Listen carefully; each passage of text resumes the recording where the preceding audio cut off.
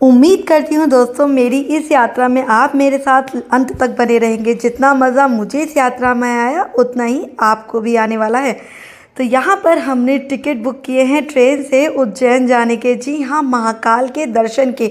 तो दिल्ली से हम सभी यानी कि हम 5 फैमिलीज़ कम से कम 17 से 18 जने, जिसमें मेरे माँ पापा बहन बुआ के बच्चे बुआ, हम सभी चले इंदौर और उज्जैन यात्रा पर। तो यहाँ पर ये यात्रा बहुत ही अच्छी होने वाली है, तो मेरे साथ वीडियो में लास्ट तक बने रहिए। तो देखिए, हमने रास्ते में नागदा एक स्टेशन पड़ता है, वहाँ पर फूड एक्सप्लोर किया जो कि बहुत ही अच्छा था। तो यहाँ पर खाने के लिए बटाटा बड़ा था, पोहा था, साबूदाना खिचड़ी थी जो कि स्वाद में बहुत ही अच्छी थी। उसके बाद सीधे हम पहुँचे उज्जैन।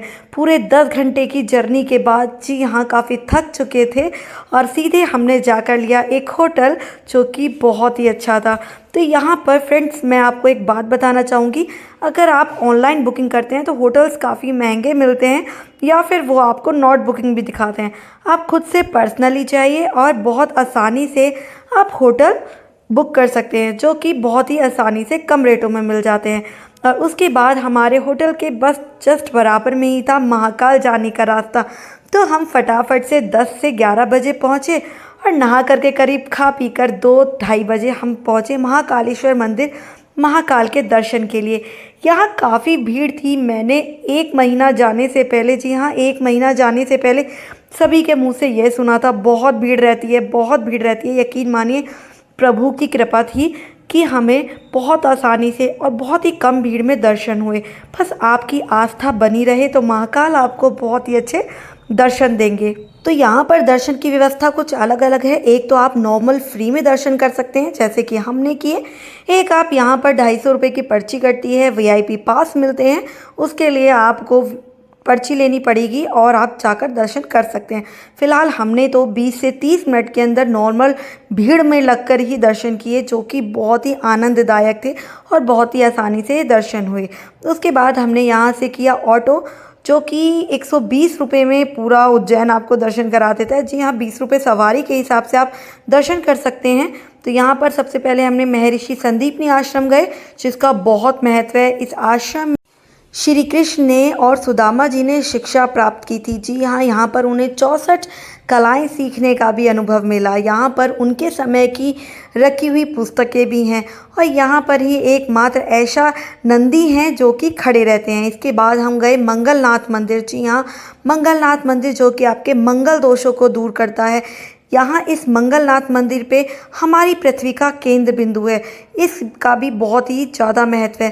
तो फ्रेंड्स, साथ में हम भैरव मंदिर भी गए, मगर उसकी मैं फ़ोटो क्लिक्स नहीं कर पाई। नेक्स्ट डे हम लोग चले फटाफट से ओमकारेश्वर। तो यहाँ के लिए हमने कैब बुक कर ली थी। करीब 2-2.5-3 हज़ार रुपये में आराम से कैब मिल जाती है। फ्रेंड्स, आप चाहें तो उज्जैन घूमने के लिए भी कैब कर सकते हैं, और अगर आपके पास कैब का बजट नहीं है तो आप यहाँ से ओमकारेश्वर के लिए यानी कि उज्जैन से ओमकारेश्वर के लिए नॉर्मल बसेस चलती हैं, वो भी आप ले सकते हैं। करीब 400 से 450 रुपये का किराया होता है और करीब 3.5 घंटे का ये रास्ता है। तो रास्ते में रेस्टोरेंट पड़ा, तो हमने यहाँ पर देखे पोहा है, साबूदाना खिचड़ी है, वो खाते हुए गए। ब्रेड पकौड़ा खाया और रास्ते में हल्की हल्की बारिश हो रही थी और बहुत ही मज़ा आ रहा था फ्रेंड्स। तो यहाँ पर सीधे हम पहुँचे करीब 3.5 घंटे के बाद ओमकारेश्वर। तो हमारी फैमिली के कुछ लोग नहा कर आए थे और कुछ लोगों को स्नान करना था, जैसे कि मैं। तो हमें स्नान करना था नर्मदा नदी में, जो कि बहुत ही पवित्र और बहुत ही महत्व देने वाली नदी है। जी हाँ, इसका बहुत ही महत्व है।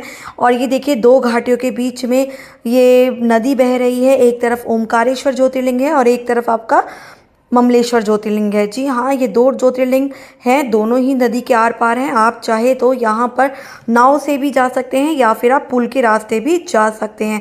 और देख सकते हैं मंदिर का जो गर्भगृह है, इसकी जो बनावट है, ये बहुत ही सालों पुरानी है और काफ़ी भीड़ होने के बावजूद भी आप यहाँ पर बहुत ही आसानी से और बहुत ही प्रेम के साथ भगवान शिव के दर्शन कर सकते हैं। बस आपकी आस्था और विश्वास बनी रहे। और यहाँ देखिए, हमने काफ़ी अच्छे से यहाँ पर दर्शन भी किए और आप देख सकते हैं भीड़ इस समय काफ़ी है। तो यहाँ पर देखिए आगे मैं ममलेश्वर के दर्शन नहीं करा पाई हूँ क्योंकि वहाँ पर फ़ोन अलाउ नहीं था। और नेक्स्ट डे हम दोबारा उसी महाकाल के रास्ते में गए क्योंकि हमने कॉरिडोर नहीं देखा था, हमने यहाँ पर ये विक्रमादित्य का टीला नहीं देखा था।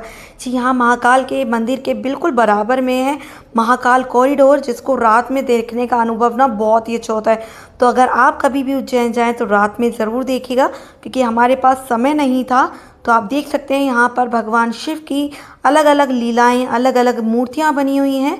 यहाँ पर आप अच्छे से घूम सकते हैं और उसके बाद साथ में आप माता हरसिद्धि माता के मंदिर ज़रूर जाइएगा, जहाँ पर देवी सती की कौनी गिरी थी, इसका भी विशेष महत्व है। तो फ्रेंड्स, इस तरीके से आप अपनी उज्जैन यात्रा में भैरवनाथ का मंदिर, साथ ही में गढ़ कालिका का मंदिर, हरसिद्धि माता का मंदिर, राम घाट, इन सभी को ज़रूर एंजॉय करिएगा। जी हाँ, बारिश यहाँ पर बेइंतहा होती है। हम जून के लास्ट में गए थे और बारिश का पता नहीं था। बहुत सारी चीज़ें हम नहीं देख पाए क्योंकि यहाँ पर कभी भी बारिश हो जाती है। तो इसलिए बारिश के सीज़न में जाएँ तो थोड़ा सोच समझ कर कपड़े और छाते साथ लेकर जाएँ। तो इस तरीके से आप कम बजट में और बहुत ही कम समय में उज्जैन की यात्रा कर सकते हैं। मात्र 10 घंटे के सफ़र के बाद यकीन मानिए हमने जो महाकाल के दर्शन करे उसमें दिल खुश हो गया, मगर फिर भी दिल में कहीं ना कहीं महाकाल की शयन आरती देखना बाकी था। तो इसीलिए सारे दर्शन करने के बाद हम रात में दोबारा से 9:30 बजे पहुँचे महाकाल के दर्शन के लिए। जी हाँ, महाकाल का जो मंदिर है वो 11 बजे बंद होता है, यानी कि हमारे महाकाल 11 बजे सोते हैं। तो हम 9:30 बजे मंदिर में पहुँचे। धीरे धीरे धीरे पहुँचते पहुँचते लाइन में जाते जाते करीब 10:30 बजे के करीब महाकाल की आरती शुरू होती है, जो कि शंख और नगाड़ों के साथ शुरू होती है, जो कि बहुत ही सुंदर और देखने लायक थे। इस समय महाकाल के बहुत ही सुंदर दर्शन होते हैं। तो मेरी आप सभी से गुजारिश है, अगर एक बार महाकाल जाएं तो इस शयन आरती को ज़रूर देखें। और उम्मीद करती हूँ आपको ये यात्रा और मेरा व्लॉग ज़रूर पसंद आया होगा।